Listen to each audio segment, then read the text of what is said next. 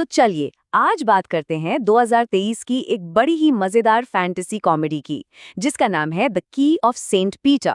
कहानी बड़ी दिलचस्प है, चलिए इसमें गोता लगाते हैं। जरा सोचिए, क्या होगा अगर 3 चोर, वो भी कोई मामूली चोर नहीं, सीधे स्वर्ग के दरवाजे की चाबी ही उड़ा ले जाएं? बस यही अनोखा सवाल है इस पूरी कहानी का आधार।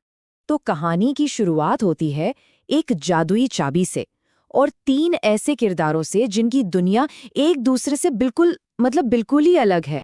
सबसे पहले हैं हमारे बैरन, एक बहुत ही नेकदिल इंसान, एक संगीतकार जो अपनी वायलिन की धुन से सड़कों पर मानो जिंदगी का संगीत बिखेरता फिरता है। और फिर आता है एंड्रयू, एक नंबर का शातिर चोर। उसकी उंगलियां इतनी सफाई से काम करती हैं ना कि किसी को कानो कान खबर तक नहीं होती। और हाँ, सेंट पीटर की वो कीमती चाबी चुराने वाला भी यही था। और हमारी तीसरी खिलाड़ी है एमिलिया। वो एंड्रू को चोरी करते हुए देख लेती है और सोचती है क्यों ना चोर के घर ही चोरी की जाए। मतलब हिम्मत तो देखिए। अब इसके बाद जो होता है वो तो किसी कॉमेडी फिल्म का सीन लगता है।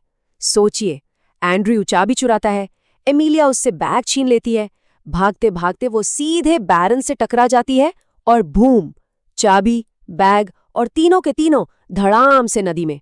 और सबसे मजेदार बात, तैरना किसी को नहीं आता था। अब नदी की गहराई में उनकी मुलाकात होती है ड्यूक नेपच्यून से। ये एक जल मानव है जिसका एक बहुत ही अजीब सा शौक है। वो डूबने वालों की आत्माओं को कांच के जार में कैद करता है। और अब हमारे ये तीनों भी उसके इस अनोखे कलेक्शन का हिस्सा बन चुके थे। लेकिन कहानी यहाँ खत्म नहीं होती। किस्मत को कुछ और ही मंजूर था। तीनों की आत्माएं पहुंच जाती हैं सीधे स्वर्ग के दरवाजे पर, और यहीं से शुरू होता है उनकी जिंदगी का सबसे बड़ा मिशन। और दरवाजे पर कौन मिलता है? खुद सेंट पीटर। और वो बहुत गुस्से में है।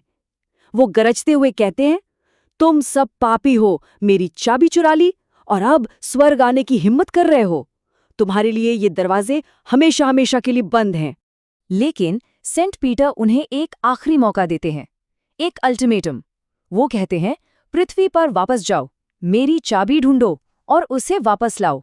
अगर नहीं ला पाए तो तुम्हारा अगला ठिकाना नर्क होगा। सीधी सीधी बात। और इस पूरे मिशन के लिए उनके पास वक्त कितना है? सिर्फ 3 दिन। घड़ी की सुई टिक टिक करके भाग रही थी और उनकी आत्माएं दांव पर लगी थीं। पर कहानी में एक और मजेदार ट्विस्ट आता है। वो जादुई चाबी, वो कहाँ है पता है? वो राजा के प्यारे से कुत्ते लुइस के गले में लॉकेट की तरह झूल रही है। अब बताइए, असली चुनौती तो अब शुरू हुई है। अब महल में घुसना कोई आसान काम तो था नहीं, और उनका मिशन और भी ज्यादा मुश्किल तब हो गया जब उन्हें पता चला कि अरे, महल में तो राजकुमारी का स्वयंवर चल रहा है। तो महल में घुसने का रास्ता क्या था? एक ही तरीका सूझा। बैरन को राजकुमारी फायोला के लिए एक राजकुमार का दावेदार बना दिया जाए। मतलब एक सीधा साधा संगीतकार बनेगा राजकुमार। कमाल का प्लान था ना?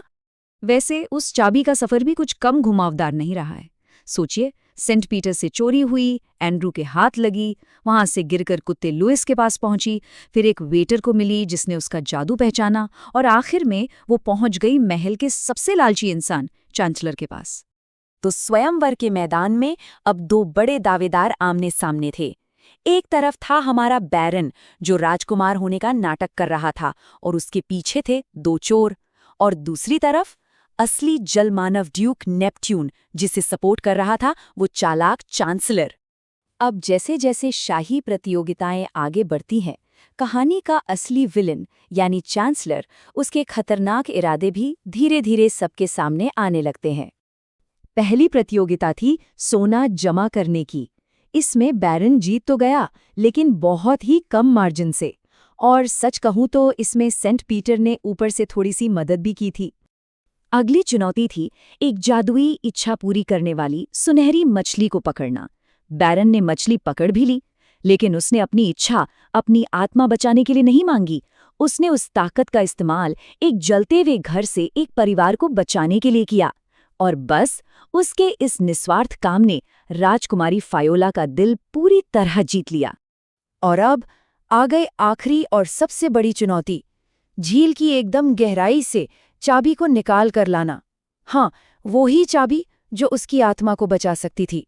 लेकिन बैरन अब राजकुमारी को धोखा नहीं दे सकता था। वो उससे प्यार करने लगा था। उसने हिम्मत जुटाई और सब सच सच बता दिया। मैं आपसे शादी नहीं कर सकता, मैं तो बस एक गरीब संगीतकार हूं और वो दोनों चोर हैं। इस सच्चाई ने राजकुमारी का दिल चकनाचूर कर दिया।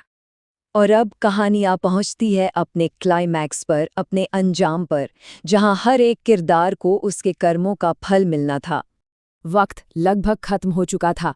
उनके पास बस चंद लम्हे थे और अब तीनों को चुनना था, अपनी आत्मा बचाएं या फिर राजकुमारी को उस खतरनाक चांसलर की साजिश से। और आखिर में, जैसा अच्छी कहानियों में होता है, नेकी की ही जीत होती है। बैरन और राजकुमारी की शादी हो जाती है और वो राज्य पर राज करते हैं। एंड्रयू और एमिलिया को एक ईमानदार जिंदगी जीने का दूसरा मौका मिलता है और वो चांसलर और उसकी पत्नी, उनकी आत्माएं एक साथ एक ही जार में कैद हो जाती हैं। ड्यूक नेपच्यून भी वापस अपने पानी के राज्य में लौट जाता है। कुल मिलाकर इस कहानी में हर किसी को वही मिला जिसके वो हकदार थे।